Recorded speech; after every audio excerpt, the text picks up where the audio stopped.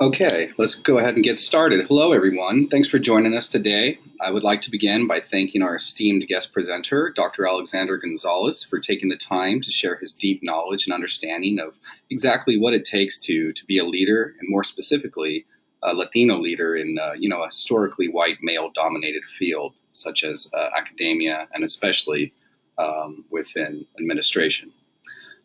Just a few notes about Dr. Gonzalez before we start. He enjoyed a long and storied career in the California State University system, which also happens to be the largest in the country. After beginning his career as a professor of Chicano studies and social psychology at Fresno State, he then shifted gears and entered administration, where he first served as vice president for academic affairs before becoming one of just a small handful of Latino university presidents. He served as a president first at CSU San Marcos and then CSU Sacramento. After his recent retirement in 2015, Dr. Gonzalez returned to the classroom and currently teaches a graduate course in leadership communication. I could go on and on about his pedigree, but I think we'd all prefer that he do the talking. Just a quick note about the webinar.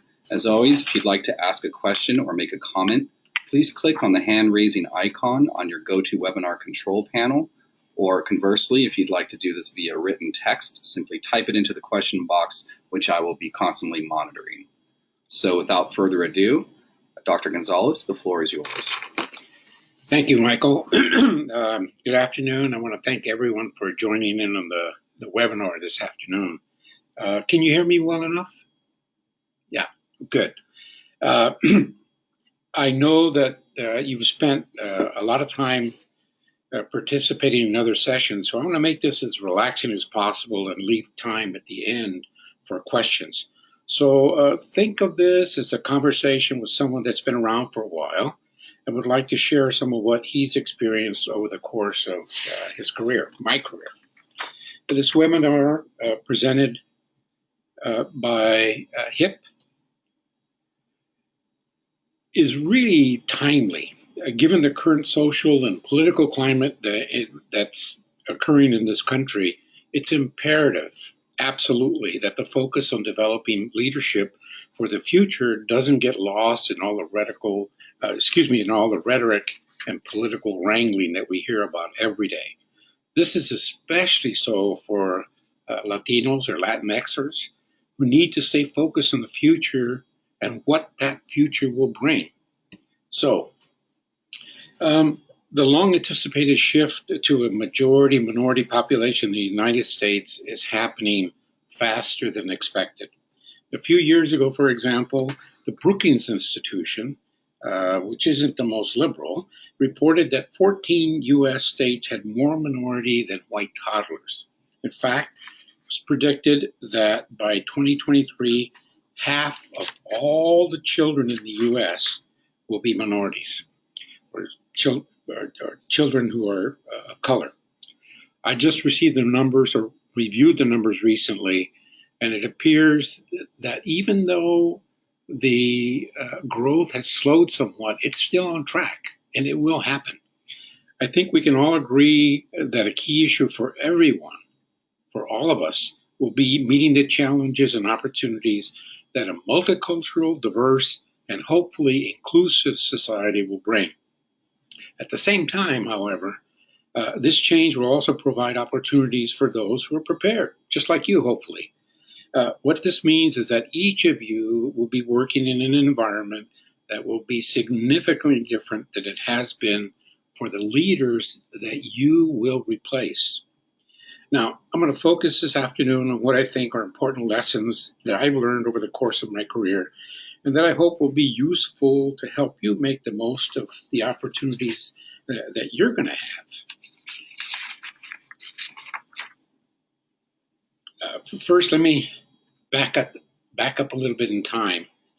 The point I want to make here is I'm not very much different from a lot of you. I was born in LA and raised in LA, and in fact, if any of you, I had immigrant parents, and if any of you have ever seen Edward James Olmos and Stand and Deliver, that's the high school that I attended. Garfield High School in East LA during the early 1960s.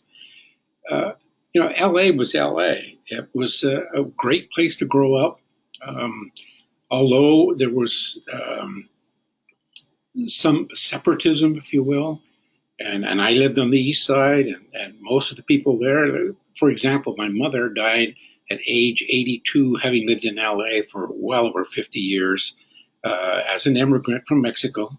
And when she passed away, she still didn't speak English. So very, very different. It wasn't until later that, after I graduated from high school and I left and I joined the military and went back to school and stuff, that changed, things changed pretty dramatically all over the country, but especially in LA. I began teaching as a career in 1979 as a professor at Fresno State.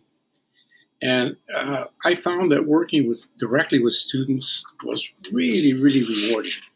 And just as an aside, after I graduated as an undergraduate, like probably a lot of you, really didn't know what I wanted to do. So I listened to some of my professors, and I took a little detour after I finished my BA. One of my professors said, try law school, and I did. I applied, and I ended up going to law school for a couple of years. Well, a year. Came back to LA, went back to law school for the second year, and decided no, that was not for me. So I left Harvard Law School, came back, got a PhD, started teaching.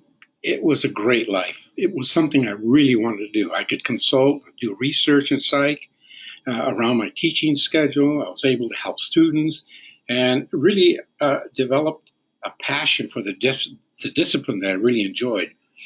But I later became the chair of the department of psychology, and while I was there, we really changed the department. Give you an example of how things were in those days. There was one woman out of a faculty of 36. There was one Latino, and that was me. Anyway, just when things were going very well, my career path changed, and as a result of being chair, it was pretty clear that I had some talent and some leadership ability. So the president of the university, and this is really important as you move forward in your own development of your career, and I'll talk a little bit about this later on. Some people can be very, very key and instrumental in shaping your career, whether you think so or not. So the president of the university, just like the Godfather, he made me an offer I couldn't refuse.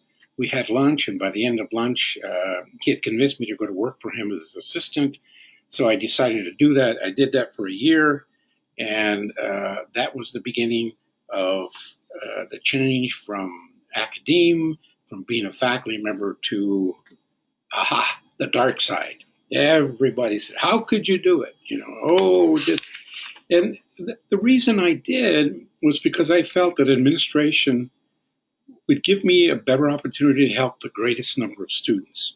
I was convinced of that.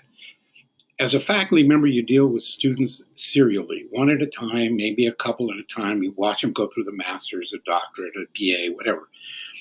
But I'm sure all of you have reasons that you can point to that have motivated you to make decisions that you've made so far in your career. It's important to recognize why you're so motivated and why you do what you do. So that brings me to my first point, and that is know what it is that you want to do. And you need to ask yourself two critical questions. First, what's the goal that you want to achieve or goals that you want to achieve? And how does this position help you achieve those goals? In business, just to give you an example, the language is pretty clear. It's usually the bottom line in parentheses, right?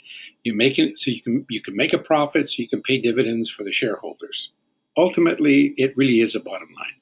But in the public sector, or the nonprofits, or philanthropy, it really is different.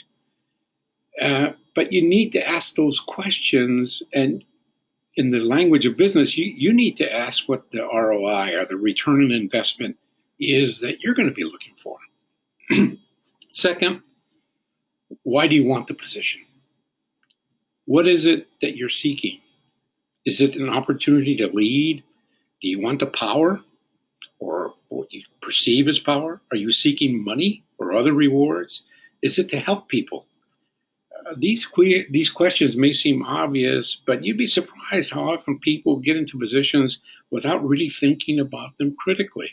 So, as you're moving into leadership positions, always remember to ask those questions of yourself vis-a-vis the position or the next step in your career development. Now, I don't have to go into the litany of issues that we're confronted with daily. For us in this country right now and around the world, the Great Recession may be over, but the economy and budgets have yet to recover fully for a lot of institutions, especially in the public sector. And I don't mean publicly traded, I mean, education, the nonprofits. Things have improved, but they always lag behind the pace of the recovery generally. Moreover, public and elected officials at all levels are proposing major reforms to our fundamental operating systems and institutions. You see it every day. For example, we're seeing it, you don't have to turn on CNN, you can turn on any news and you'll see it. The move towards the privatization of some of our most basic social services and changes to our health system, as well as taxation, have tremendous implications for us as a society and for all of us as individuals. For the area of philanthropy, for example, things could be in turmoil or they could be great. We just don't know what all of this is going to bring. But being informed and ready to confront new realities is very important for you as leaders and future leaders of important organizations that you'll be leading. So change is coming, whether we like it or not. But I also think that we're at the precipice of change that will be very rapid. What we have come to expect as a normal rate of change may change exponentially. If I can use an example, an analogy, climate change, there may be the deniers, but in reality, we're seeing examples of how rapidly change is occurring in our weather patterns. I'm out here in California. I can tell you it's been one of the wettest winters in Northern California in years and years. And it was El Nino and La Nina and everything rolled into one. I live in Sacramento. There's still snow up at Lake Tahoe. Very unusual, but the rate and the pace of change is really what I'm trying to get at. Now, the 21st century, of which you're going to be a part, will be defined by the decisions that are made and that you make today and the years ahead. And remember, you're the ones that are going to be making the decisions that are going to have implications that I don't even know if you realized how great they're going to be. So in my view, these challenges are far too big to be only halfway in. So it's crucial that you know what you want to do. And that brings me to the next point. And that is, it's not enough to only know what you want, but you also have to know what you're getting into, right? Again, you have to ask yourself really important questions. What will the job or your next step in your career development really be like? What will you be gaining or what will you be losing? More important, are you prepared for the totality of the position? Let me give you an example. I was the president of a university. In fact, before I retired, it was about 30,000 students, and I probably had, we were probably about 2,600 employees. So it was kind of like a little city. But my title as president, but my job was far more than just leading that big campus. I intersected daily with the forces that very often were beyond my control. Whether I was standing behind an elected official, like Governor Jerry Brown at a press conference, lobbying legislators for support, or even dealing with complaints about somebody's brother-in-law who couldn't find a parking spot on campus. I always had to be mindful of the political and social context in which I operated. That's part of the job. Actually, it's part of any job, but especially for a position of leadership like you're looking at. Another issue that I want to look at is, when you serve as a leader in the public eye or the public sector, it all also opens you up to incredible scrutiny. And I don't mean an audit like you're seeing on the screen right now. Even though you may operate in a semi-private organization, like a philanthropic organization, as long as you're serving the public in some way, the leader and the board are always under scrutiny and are held accountable. When I took the first job in administration, I knew quickly that my days of being semi-anonymous were over. Since then, I've had journalists and others submit public records requests for my daily schedule, every meal I've ever purchased, and even invoices for the company that installed a projector in my conference room. And it's not just the external community that's watching. When I became president of Cal State San Marcos, which is in San Diego County, beautiful weather, my wife stayed in Fresno for the first year or so to accommodate our son's education. Anyway, here's a story. Here's scrutiny at work. She came down to visit me one weekend. I'd been at the campus maybe for a month or so, a couple months, maybe a month.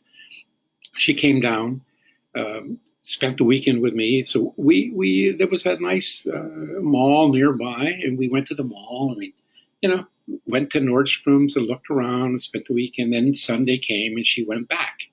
Monday morning, I went to work, and by Monday at, I would say by 10 o'clock in the morning, I was already getting feedback about what was happening on the campus. Everybody was abuzz.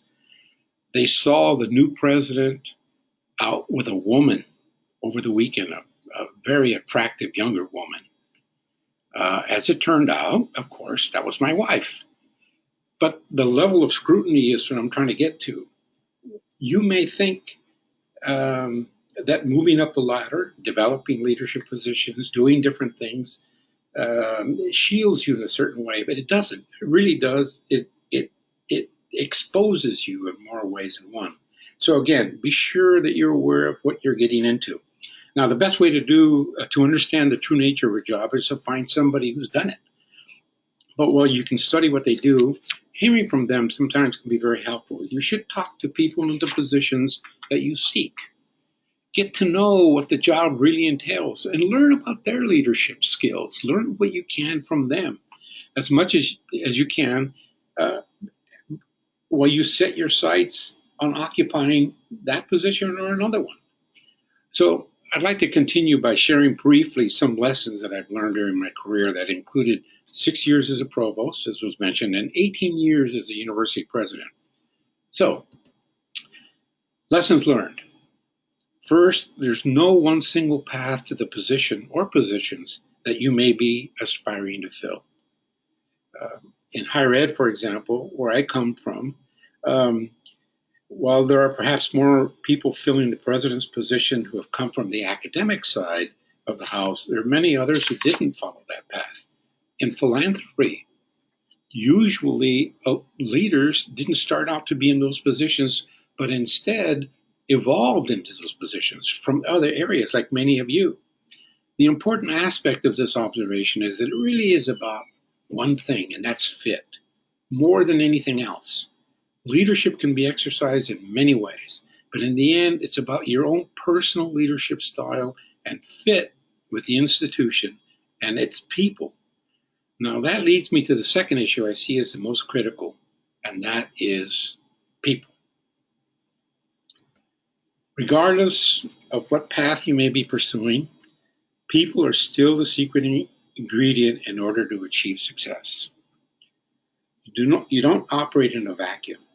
So it's the support and the interaction with people around you that ultimately are going to be critical to helping you achieve your goals. In reviewing my own path, becoming a university president, it would have never happened without the advice and support and influence of key people at each stage of my development. And it doesn't end after you're sitting in the president's seat. People will continue to play a significant role in whether you succeed or fail. Putting it bluntly, people can make or break you, and they can help you out. Let me give you an example. When I was a faculty member starting out, one of the very first Latino presidents, at that point he was the provost, Tomas Arceniega, was very, very instrumental in getting me to think about becoming an administrator, moving on and doing different things. He was the first Latino president in the California State University system. And because of him, in many ways, I think I was the second. So people are really, really important. Ultimately, it all begins with you.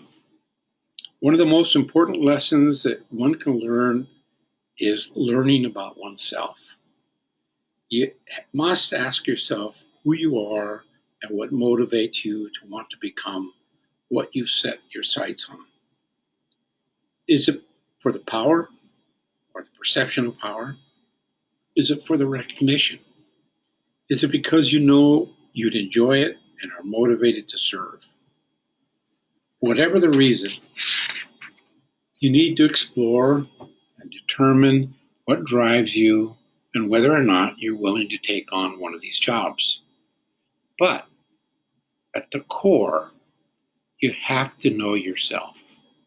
And don't be afraid to explore the notions that you may have of what it means to be a leader.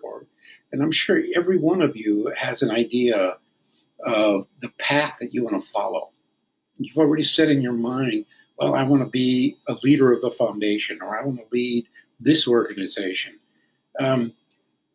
Think about that in terms of you. Can you and do you really want to do that? And should that be the case, then what are the steps that I need to be able to achieve that goal that I have? But knowing yourself isn't necessarily a one-time experience where you achieve a kind of an aha moment as a culminating experience. On the contrary, I found that what is really important is that you need to develop a sense of self, of who you are relative to the position you're in and what you aspire to be. You're shaped incredibly by the environment and your experiences. And if you're aware of that fact, then your ascendancy will come a lot easier and be much, much more rewarding. For example, this is me. I've learned over time and with experience that I'm best when I'm in a situation that requires a change agent. Both of the positions that I had as president, that's exactly what was needed. They needed somebody to come in and shake up the institution, not in a bad way, in a positive way, but move it forward. And I learned that about myself. I don't find maintenance as something that I enjoy. And routine for me is not inviting at all. There's a certain level of routine that I like, and I feel comfortable in it, just like most of us do, having a routine and some of the things that you do every day. But in terms of leadership, having the same routine day in and day out, for me, it doesn't work. So a large part of my own sense of self is that I enjoy building rather than maintaining the status quo. And I think a lot of you probably are just like me. You get excited, you get turned on, the adrenaline starts moving when you think, God, I'm going to do this. That's what kind of motivates you to move forward. So, but it really is important, I think, that you know what your leadership style is and what type of leader you are.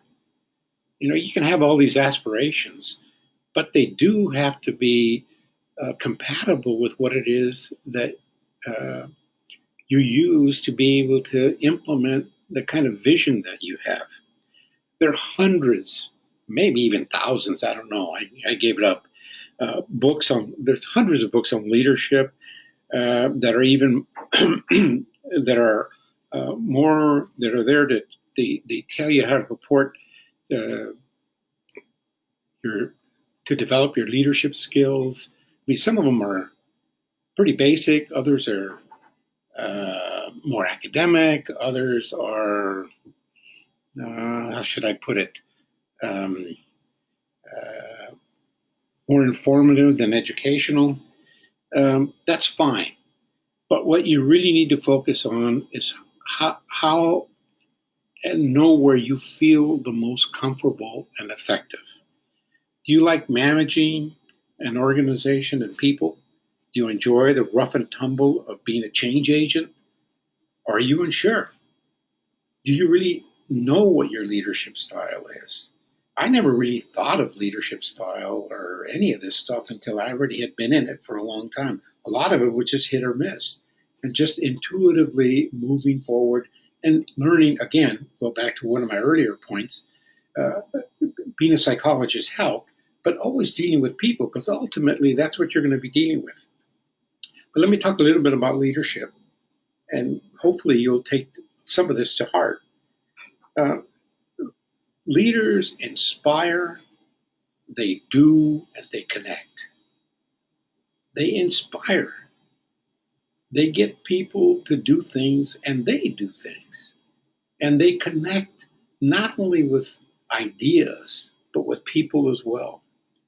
Leaders also guide, they direct, they motivate, and they inspire others. Being a guide and directing people is a lot different than sitting in your office and issuing memos or changing policies that a lot of people don't care about. So that's really, really important. But leaders are also the men and women who do some or all of the following. Number one, they influence others in an organization or in a community. They're not operating, you're not operating alone or in a vacuum. Leaders also command others' attention, not just attention to the fact that an order has been given or you want you to do something. No, uh, they command attention because of the positive things they do.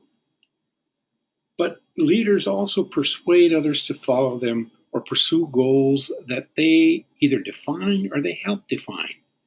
This is a critical piece that I want to spend just a little bit on. A lot of leadership is all about persuasion.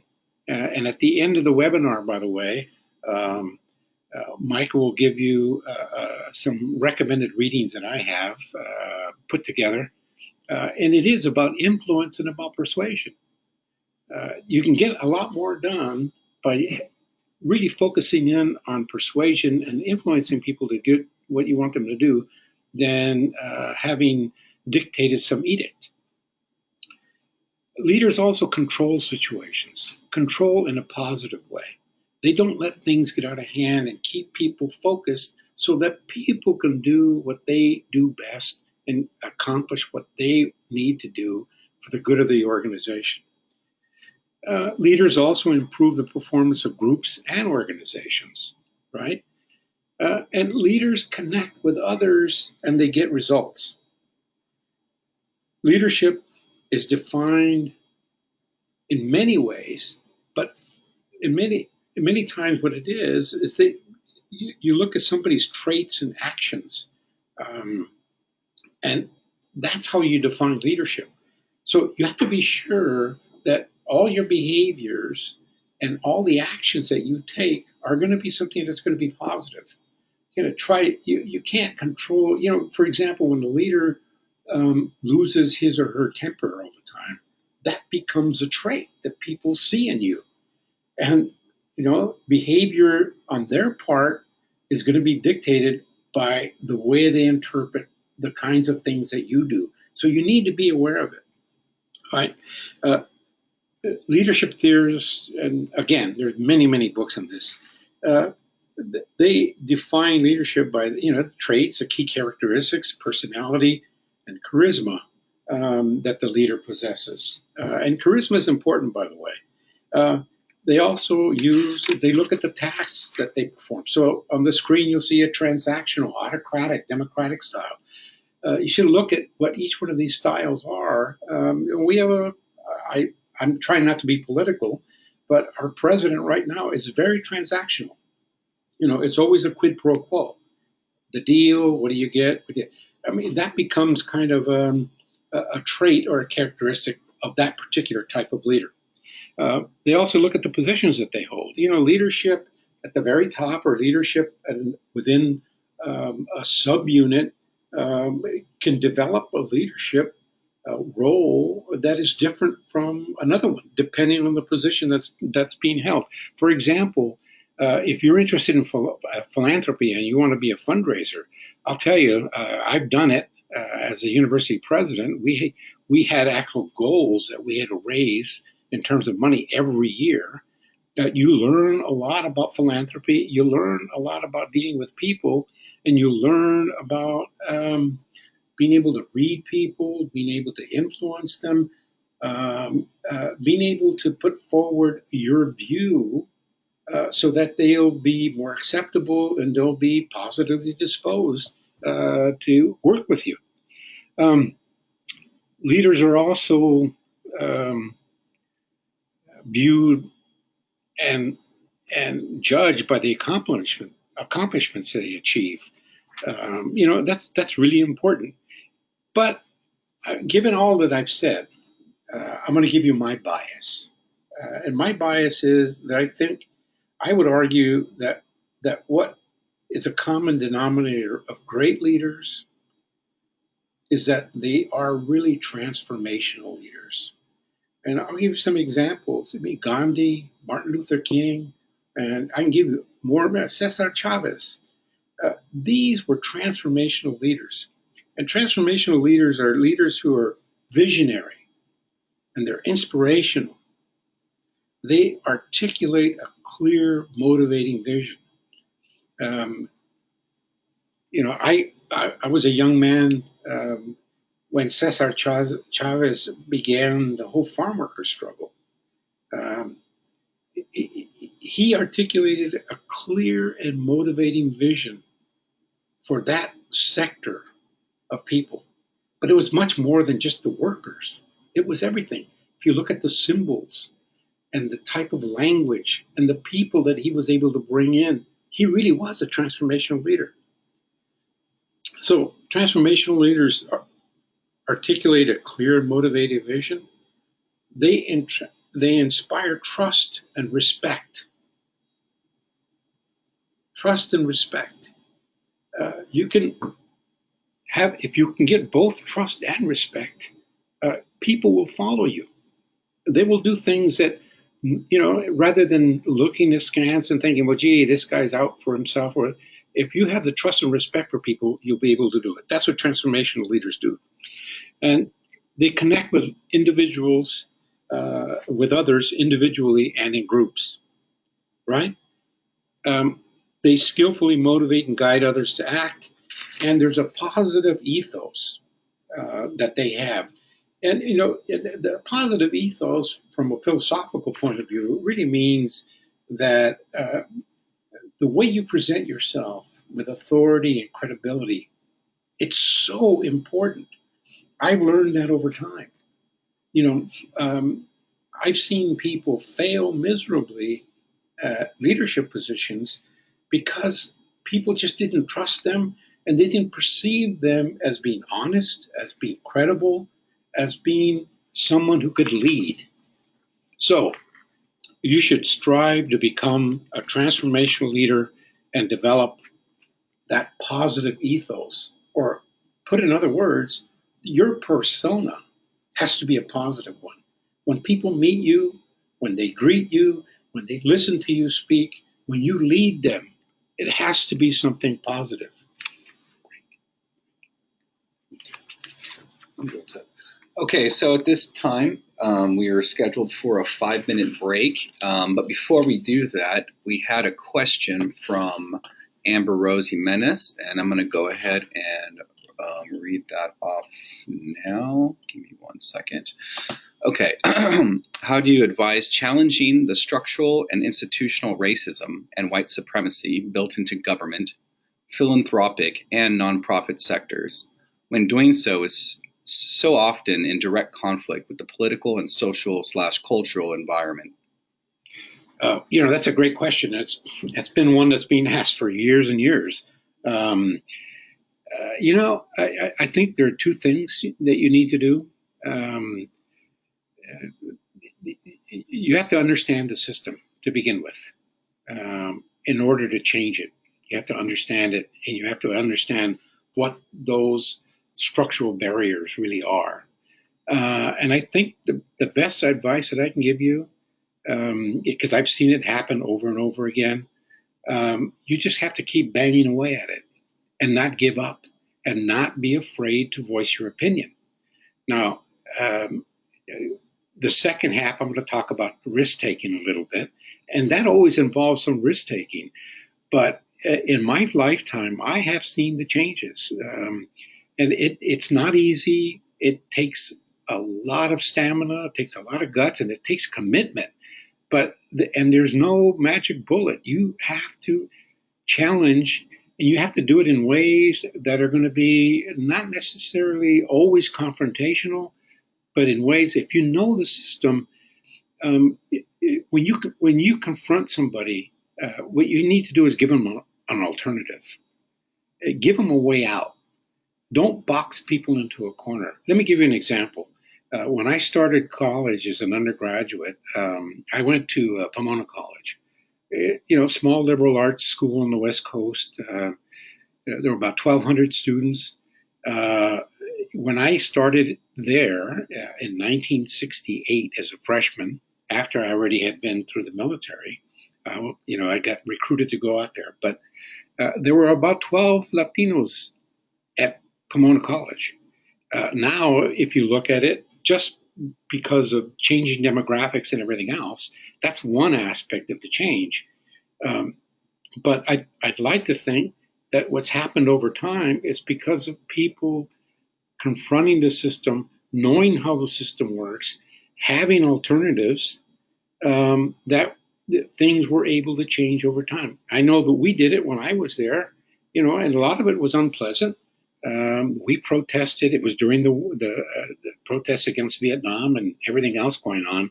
But in the end, I think it was worth it. And in fact, this year's my 45th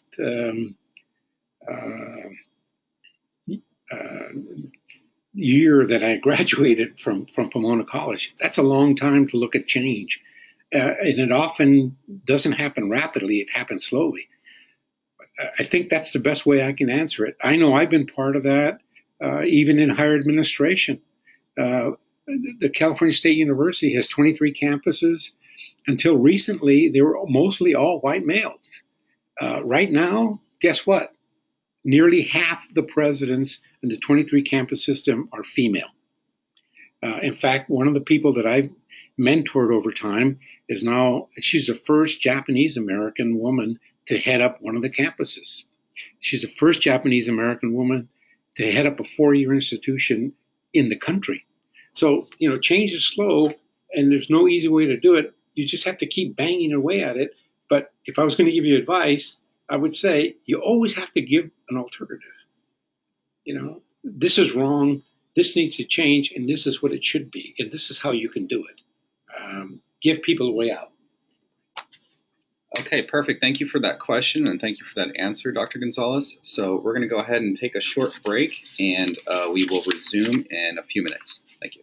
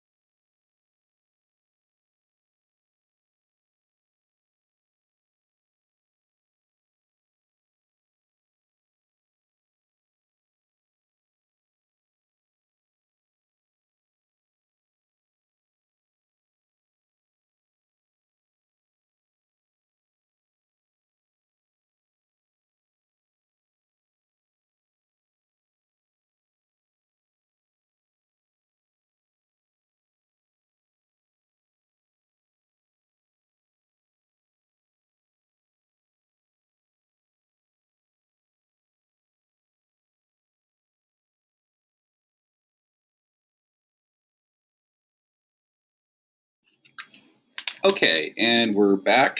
I just want to thank everybody for being on the line and hanging in there with us. I know it's a lot of information and a little bit longer than we usually go for a webinar. It's 75 minutes, so I just want to thank you. So, Dr. Gonzalez, if you can please continue. Okay, thank you. Okay, we're back at it again. Let me move to another important lesson that I've come to realize over time, and that is to be a successful leader. There has to be a balance, not only for your approach to the job and the task at hand, but in your life generally. Most leadership positions, and a lot of you are in them now, and I think you can relate to this, they are or they can be all consuming. It's not an exaggeration to say that the job, maybe the one you have right now, can be 24/7. But with the day-to-day issues and demands on your time, it's really easy to be consumed by the role and the exigencies of the situation. But there has to be a counter to this constant pressure and being on all the time. I know I've experienced it, and I've talked to lots and lots of people who, in the end, that stress becomes so debilitating. The idea that you always have to be performing. And I think it happens in all kinds of positions, not just leadership positions, but in leadership positions especially, because of the scrutiny and the level of issues that you're dealing with, it can really get to you. I learned with the help of my wife and my family, I've been married a long time, 46 years, and I usually listen to her, at least by this time in our relationship. I learned that it's critical that you set aside time for family but especially for activities that are focused on you and not the job. I don't mean your own personal development to move up on the ladder of success. Time to focus on you personally. And over the years, what I've tried to do is incorporate much of the job as part of what we did as a family, as a couple. So, for example, my sons grew up on a college campus. They knew when they were going to go to college. They got to meet people they would have never met. And it had a real big impact on them. To be able to meet Edward James Olmos and talk to them, Spike Lee, all these different people. It was part of my job and part of being at the university, but we made it as part of the work-life balance. That doesn't always work.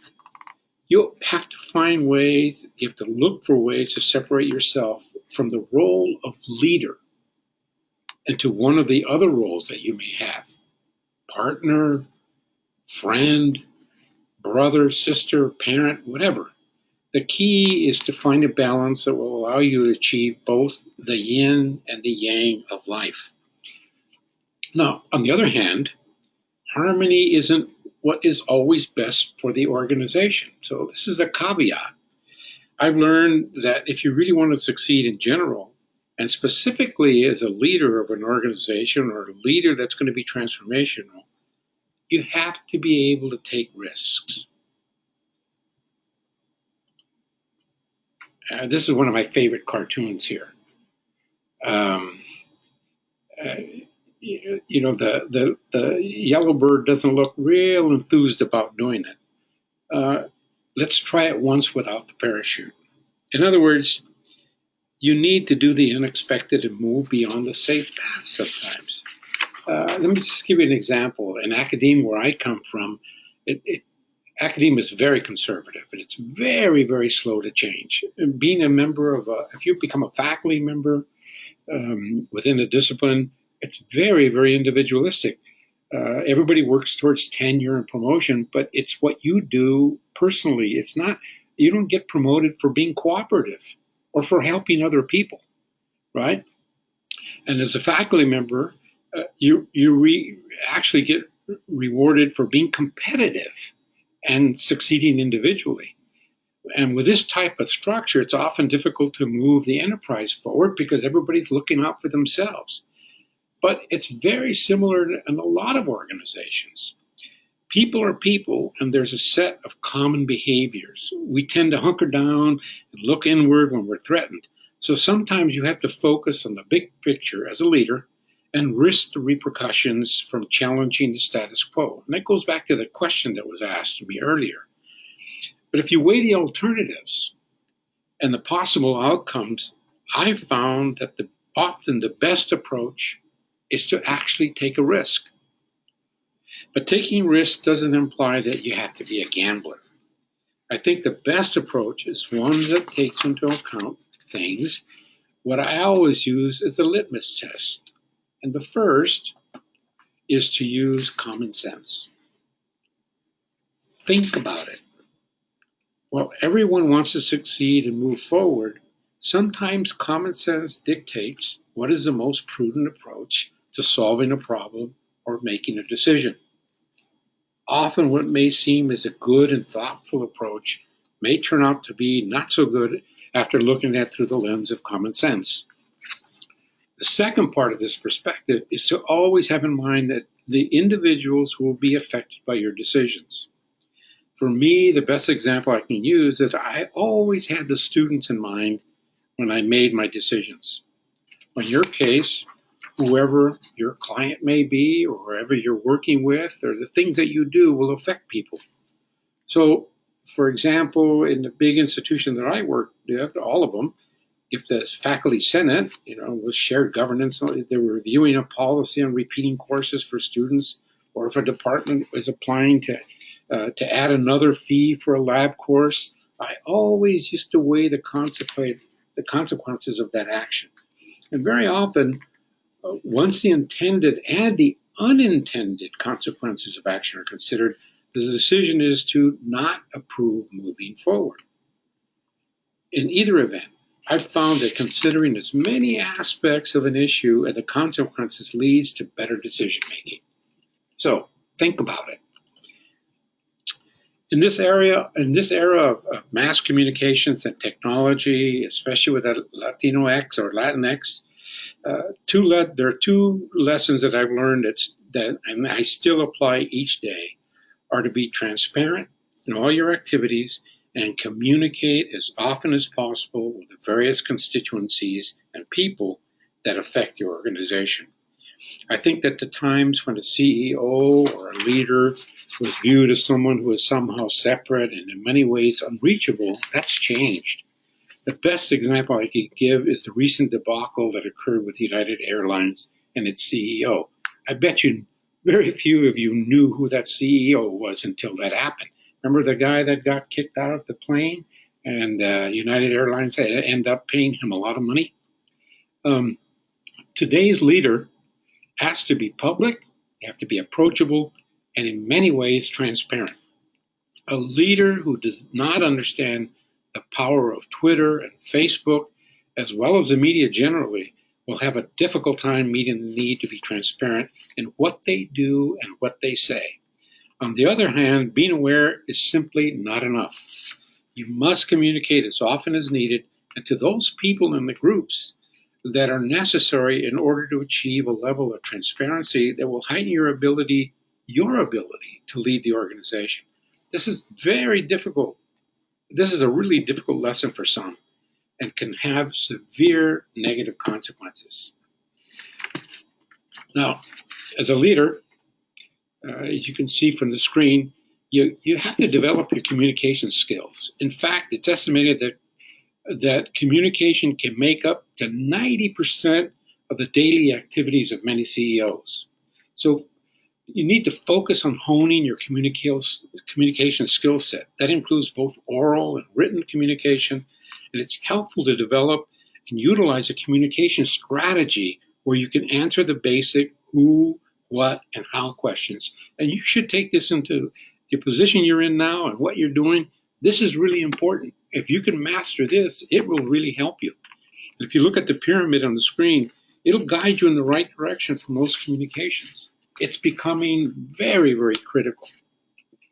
And given today's use and reliance on technology, an effective leader must utilize all types of electronic communication as well. So electronic and social media are very important, but here's another caveat: beware. I could spend the entire hour discussing the positive and negative of email and electronic communication, but that's going to have to wait for another day. And boy, let me tell you, you can spend hours on the stuff. But just remember the one guideline that I always have. If you don't want anyone to read it, don't write it, because it's going to be out there and somebody's going to get it. Okay. Another very important lesson is you have to learn how to deal with crises and working with the media. This is leadership anywhere. I can tell you, even though you can participate in workshops and other activities, most leaders aren't as well prepared as they should be in dealing with crises and media generally. I have a couple of friends in Sacramento who make a really, really good living out of helping people in crises. They have a communication, a public relations firm, and boy, let me tell you, they do a good job. Again, this is an area that I would recommend that all of you try to get some training in. I don't think you can get enough. Let me just give you a real quick example. I don't want to spend too much time on it. When I became a president, I knew I was going to be doing, a leader, and I'd be doing these things. One of the worst things I ever had to do, the most difficult things I had to do, was to deal with a crisis that I had on the campus, and I had to talk to the parents afterwards. We had opened up a new dorm, suites, they had suite mates and the whole thing. It was just really great. Who would have ever thought that a year in or so, maybe a year and a half, one of the students would freak out and kill one of his suite mates? That happened. I didn't make this up. In the end, I had to talk to the parent and explain to them what went wrong. That's a crisis. If you remember Virginia Tech and other things, there are all kinds of different crises. You have to be prepared for them. You have to practice. You have to have plans in place. And that's something that you always have to. For example, here I am at HIP in Oakland. Somebody could go postal. What do you do with it? That's another area that I think gets short shrift and you need to focus on. Okay. Another very important lesson that I've learned was that if you're going to truly be a transformational leader, and that's what I hope all of you are going to be, you have to lead by example. In other words, you need to be a good follower and a good listener as well. You need to learn to listen and be a team member before you can become a real leader. Then you must lead by example as part of a larger organization. And doing this requires that you watch your public persona. Remember, you're always being watched and held to a different standard. Beware of alcohol and drugs and other things that could reflect negatively on you and your leadership. It doesn't take much. Now, once you're ready and you've climbed up the ladder and you get the job that you really wanted, it's time to focus on your goals. So, here's what I recommend.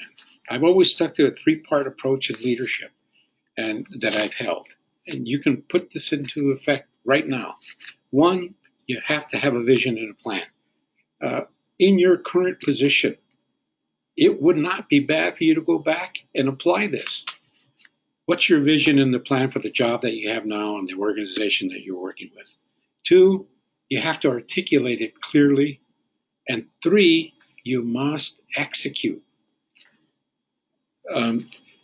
Number three is usually the one where people really fall down on. They have a plan, they have a vision, that's an idea, and they put together, and executing it is really, really the crucial part. And it usually is difficult because it's not just you. That's where you and your leadership and being a transformational leader really, really comes into play. You have to get people to help you and to assist you in implementing that plan. So once the goals are in place, when you deliver, you have to move quickly. This is the point where, as I said, many leaders stumble, and the next step really has to be the follow through. So, as you're looking at the next step in your career, I'm going to assume that all of you are going to be these great leaders, and you're just going to have people following you, and you're going to be so successful that it's going to be really rewarding for you. But let me go to one of the last slides here. Put on your hat right now and think of the state of Hispanics, Latinos, Latinx, and other unrepresented groups in this country and its leadership. I'd have to say that the most important issue for me has been the identification and the mentoring of future leaders. That's what I want you to think about right now. As you become successful, remember you need to give back. Provide direction, provide that leadership, provide coaching, advise people. As I've stated earlier, people are what will make you a success or failure, and mentoring allows for the teaching and learning process to take place that has tremendous payoffs, not only for the people that you're working with, but for you personally. And it's the old adage, if you really want to learn it, teach it.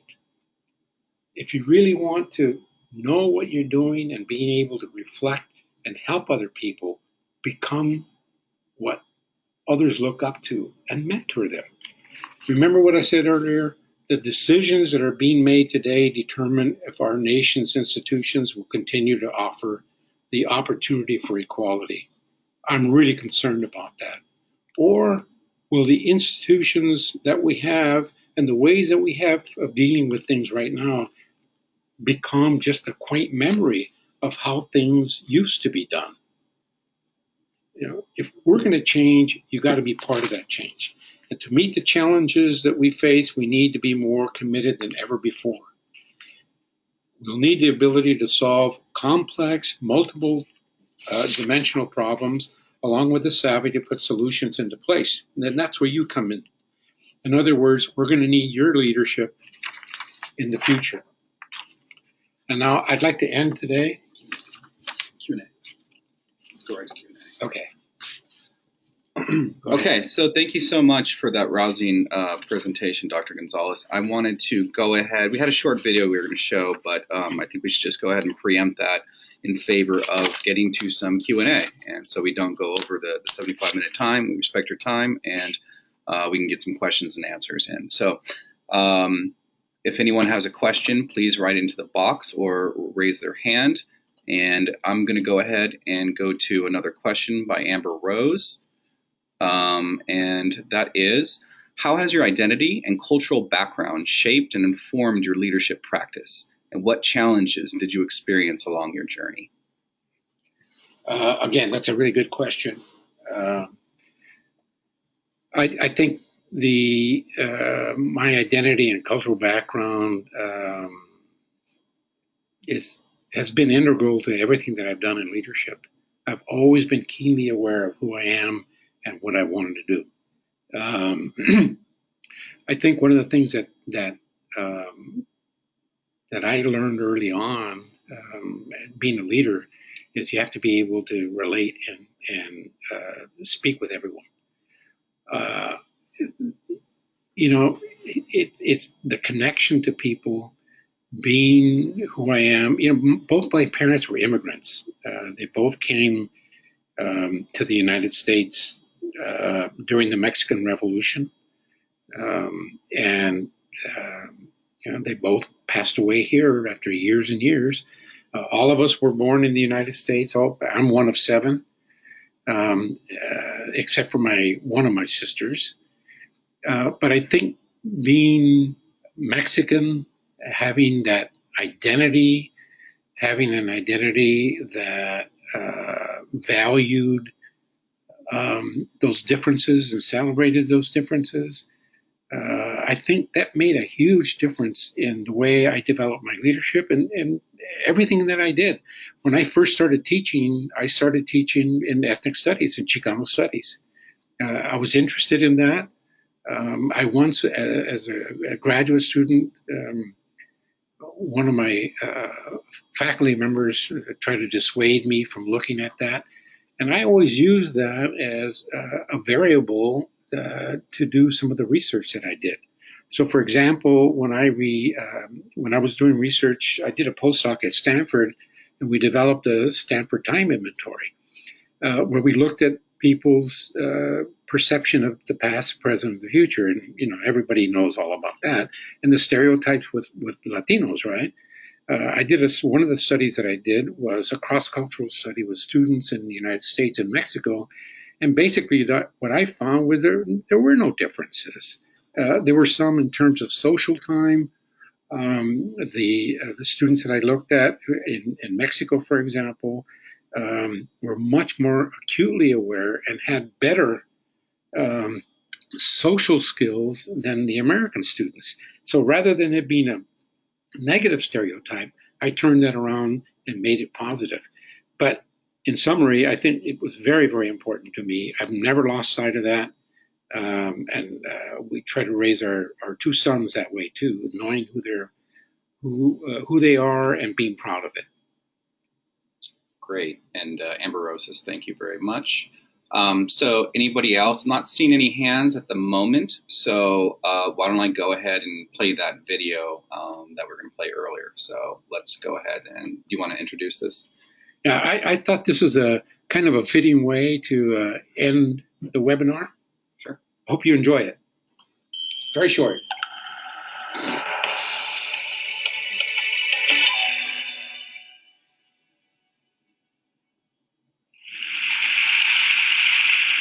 This is really a 2-hour presentation I give to high school students, cut down to 3 minutes. And it all started one day on a plane on my way to TED 7 years ago.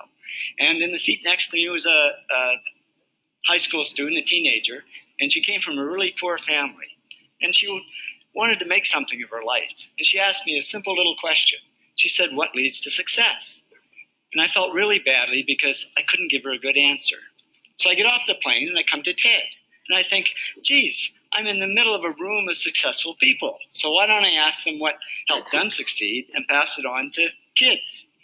So here we are, 7 years, 500 interviews later, and I'm going to tell you what really leads to success and makes TEDsters tick. And the first thing is passion. Freeman Thomas says, "I'm driven by my passion."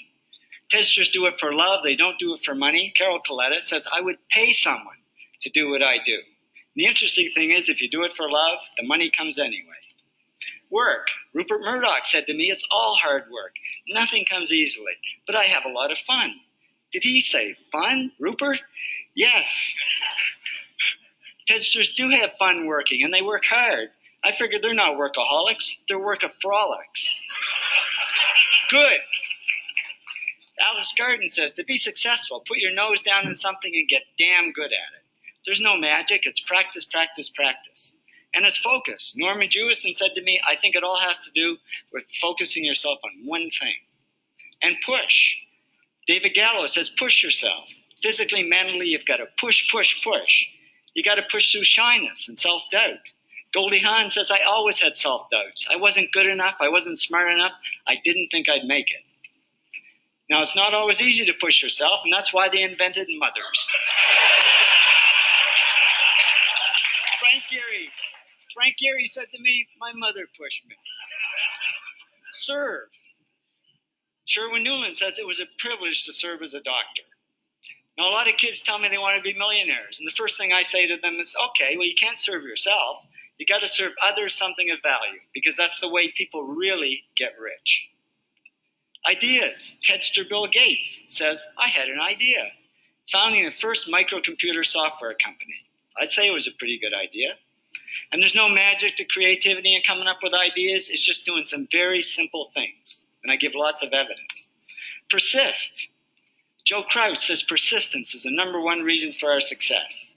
You got to persist through failure. You got to persist through crap, which of course means criticism, rejection, assholes, and pressure. So the answer to this question is simple. Pay $4,000 and come to TED. Or failing that, do the 8 things, and trust me, these are the big 8 things that lead to success. Thank you, Tedsters, for all your ingenuity.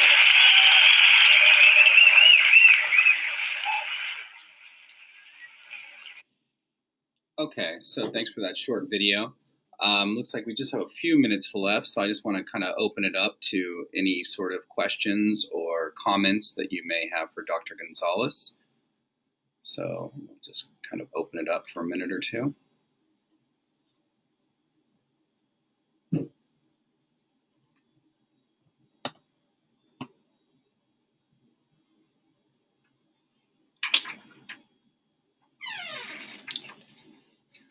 Okay, well, with that, it looks like there aren't any questions at this time, so I'm going to go ahead and thank you for this wonderful presentation.